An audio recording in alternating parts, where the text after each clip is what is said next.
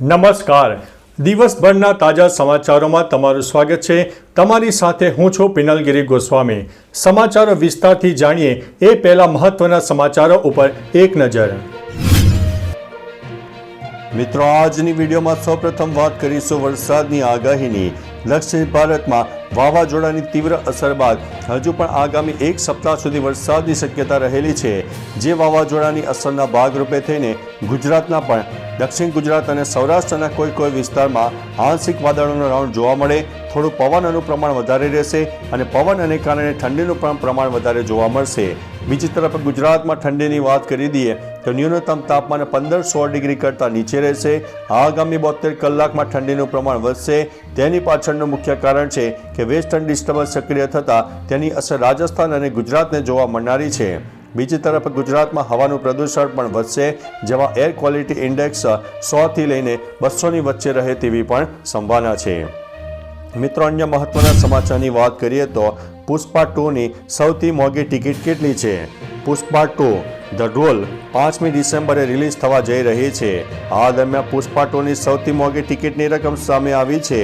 Book my show પર જીઓ વર્લ્ડમાં Mumbai mention PVR સૌથી મોંઘી ટિકિટ ₹3070 છે. ટિકિટની કિંમત 3000 છે અને સર્વિસ ચાર્જ ₹70 છે. ફિલ્મ વિશે કહેવામાં આવી રહ્યું છે કે જ્યાંથી પહેલો ભાગ સમાપ્ત થયો ત્યાંથી જ બીજો ભાગ શરૂ થશે. મિત્રો, અન્ય મહત્વના સમાચારની વાત કરીએ તો 82,508 વાહનો ચેક કરવામાં આવ્યા, 7,425 મેમો અને 3,992 વાહનો ડિટેઇન કરવામાં આવ્યા છે. અમદાવાદમાં ગુનાખોરી વધતા કાયદો અને વ્યવસ્થાની સ્થિતિ કથળતા ચિત્ર બહાર આવતા ગૃહ વિભાગના આદેશ બાદ પોલીસે આખી રાત 5 દિવસ નાઇટમાં કોમ્બિંગ હાથ ધર્યું હતું. જેમાં ડ્રાઈવ દરમિયાન પોલીસે જૂના ગુનેગારો અને હિસ્ટ્રી સીસર્સના ઘરે પણ તપાસ કરી હતી.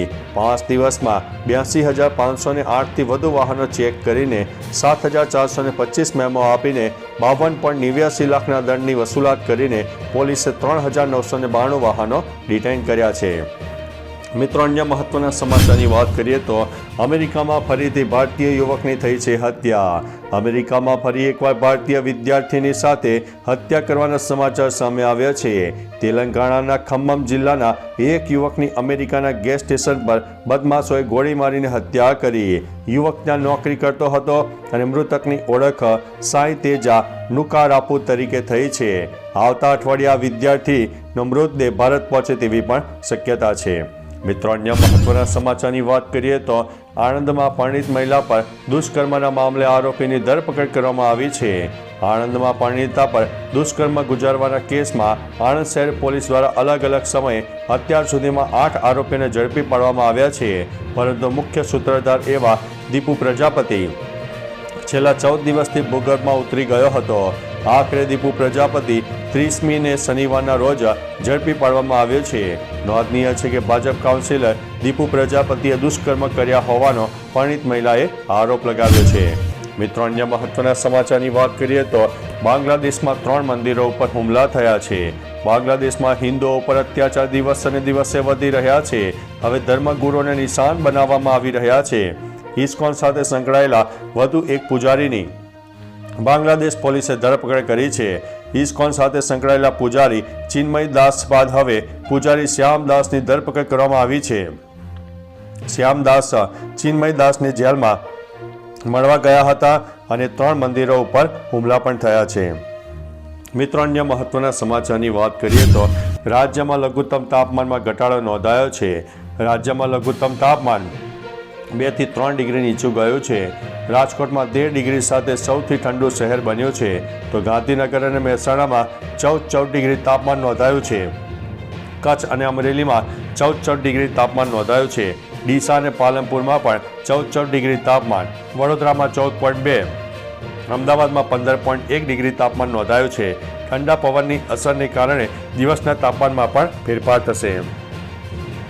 મિત્રો, અન્ય મહત્વના સમાચારની વાત કરીએ તો ફેંગલ વાવાઝોડાથી તામિલનાડુ અને પોંડિચેરીમાં એલર્ટ. ફેંગલ વાવાઝોડું શનિવારે ઉત્તર તામિલનાડુ અને પોંડિચેરીની નજીક દસ્તક આપી દીધી હતી. ભારતીય હવામાન વિભાગના જણાવ્યા અનુસાર વાવાઝોડું આગામી 4 કલાકની અંદર તામિલનાડુ અને પોંડિચેરીના અનેક વિસ્તારોને અસર કરશે. તેવામાં તામિલનાડુના મોટાભાગના વિસ્તારોમાં ભારે વરસાદ પડ્યો. વાવાઝોડાની આપત્તિ પહેલા જ ચેન્નઈમાં ટ્રેન અને હવાઈ સેવાઓ બંધ કરવામાં આવી હતી અને લોકોને એલર્ટ કરી દેવામાં આવ્યા હતા. મિત્રો, અન્ય મહત્વના સમાચારની વાત કરીએ તો દિલ્હીમાં ગાઢ ધુમ્મસ અને તાપમાન 7 ડિગ્રીએ પહોંચ્યું છે. દિલ્હીની હવાની ગુણવત્તા ખૂબ જ નબળી શ્રેણીમાં નોંધવામાં આવી છે. પ્રતિકૂળ હવામાનને કારણે આગામી 3 દિવસ સુધી શહેરની હવાની ગુણવત્તા ખૂબ જ નબળી શ્રેણીમાં રહેવાની ધારણા છે. સેન્ટ્રલ પોલ્યુશન કંટ્રોલ બોર્ડ દિલ્હીનો 24 કલાકનો સરેરાશ એર ક્વોલિટી ઇન્ડેક્સ 346 નોંધાયો હતો. ચક્રવાતી તોફાન ફેંગલના કારણે વરસાદ અને દિલ્હીની ઠંડી 7 ડિગ્રીની આસપાસ પહોંચી ગઈ હતી. મિત્રો, અન્ય મહત્વના સમાચારની વાત કરીએ તો સિંચાઈ માટે પાણી મુદ્દે ખેડૂતોએ ઢોલ વગાડીને રોષ વ્યક્ત કર્યો છે. બનાસકાંઠામાં સિંચાઈના પાણી મુદ્દે ખેડૂતોએ વિરોધ નોંધાવ્યો છે. કેનાલમાં પાણી ન મળતા ઢોલ વગાડીને વિરોધ કર્યો છે. જણાવી દઈએ કે વાવના રાધા નેસડા કેનાલમાં પાણી ન મળતા વિરોધ કરાયો હતો. ખેડૂતોએ કેનાલમાં પાક સળગાવીને વિરોધ કર્યો. સિંચાઈ માટે પૂરતા પ્રમાણમાં પાણી ન મળતા વિરોધ કર્યો. ખેડૂતોએ જણાવ્યું કે અધિકારીઓને વાત કરવા છતાં પણ પાણી છોડવામાં આવતું નથી. મિત્રો, અન્ય મહત્વના સમાચારની વાત કરીએ તો ડોનાલ્ડ ટ્રમ્પે કાસ પટેલને આપી છે આ મોટી જવાબદારી.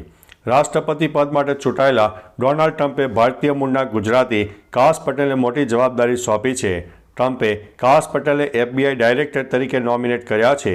કાસ પટેલને ટ્રમ્પની ખૂબ જ નજીકના માનવામાં આવે છે.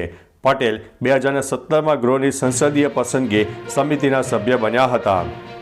પટેલ અમેરિકાના ગુપ્તચર સમુદાય વિશે કટ્ટરપંથી વિચારો ધરાવે છે. મિત્રો, અન્ય મહત્વના સમાચારની વાત કરીએ તો સસ્પેન્ડેડ એન્જિનિયર પાસેથી મળી છે 17 કરોડથી વધુની સંપત્તિ. તેલંગાણામાં ભ્રષ્ટાચાર વિરોધી બ્યુરોએ સિંચાઈ વિભાગના સસ્પેન્ડેડ એન્જિનિયરના ઘરે સર્ચ ઓપરેશન દરમિયાન 17 કરોડથી વધુ રૂપિયાની સંપત્તિનો પર્દાફાશ કર્યો. એન્જિનિયરની સામે અપ્રમાણસર સંપત્તિનો કેસ નોંધાયા બાદ તેને સસ્પેન્ડ કરવામાં આવ્યો હતો. આ કેસમાં ACBને શનિવારે જણાવ્યું હતું કે આ મિલકતનું બજાર મૂલ્ય સત્તાવાર મૂલ્ય કરતાં ઘણું વધારે હોવાની અપેક્ષા છે. મિત્રો, અન્ય મહત્વના સમાચારની વાત કરીએ તો તેલંગાણા પોલીસે એન્કાઉન્ટરમાં 7 માઓવાદીઓને ઠાર કર્યા છે.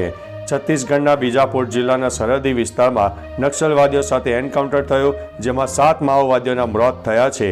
આ એન્કાઉન્ટર મુલુગુ જિલ્લાના ઇથુરાંગ ગામમાં થયું હતું. મુલુગુ જિલ્લો છત્તીસગઢની સરહદ પર આવે છે અને તેલંગાણાની સરહદે આવે છે. એન્કાઉન્ટરની માહિતી મુલુગુ જિલ્લાના SP ડોક્ટર સબરીશ દ્વારા આપવામાં આવી હતી. મિત્રો, અન્ય મહત્વના સમાચારની વાત કરીએ તો પોલીસે સિંધુ ભવન રોડ પર 2 કરોડની કાર ડિટેન કરી છે. અમદાવાદ પોલીસે સિંધુ ભવન રોડ પર વાહન ચેકિંગ કરી રહી હતી. તે દરમિયાન MC લારેન કાર ડિટેન કરાઈ છે.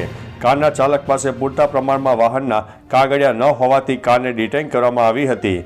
મોંઘીદાટ કાર ડિટેન કરીને પોલીસે કોઈ પણ ભલામણ માન્ય રાખી ન હતી. આ ઉપરાંત પોલીસે બ્લેક ફિલ્મ લગાવેલા કાર પણ ડિટેન કરી હતી. મિત્રો, અન્ય મહત્વના સમાચારની વાત કરીએ તો ગુજરાત ગેસે CNG ગેસના ભાવ વધારો કર્યો છે. સામાન્ય નાગરિકોને વધુ એક વખત મોંઘવારીનો માર સહન કરવો પડ્યો છે અને CNG ગેસના ભાવમાં વધારો કરવામાં આવ્યો છે. ગુજરાત ગેસે CNG ગેસના ભાવમાં મોટો વધારો કર્યો છે. જણાવી દઈએ કે CNG ગેસમાં ₹1.5 ભાવ વધારો કરવામાં આવ્યો છે. હવેથી પ્રતિ કિલો ગેસનો ભાવ 77.76 રૂપિયા ચૂકવવા પડશે અને આ ભાવ વધારો ગઈકાલથી લાગુ પડી ગયો છે. તો ચાલો મિત્રો, ફરીથી દેશ અને દુનિયાના સુપરફાસ્ટ સમાચાર લઈને મળતા રહીશો. ત્યાં સુધી અમને રજા આપશો. નમસ્તે.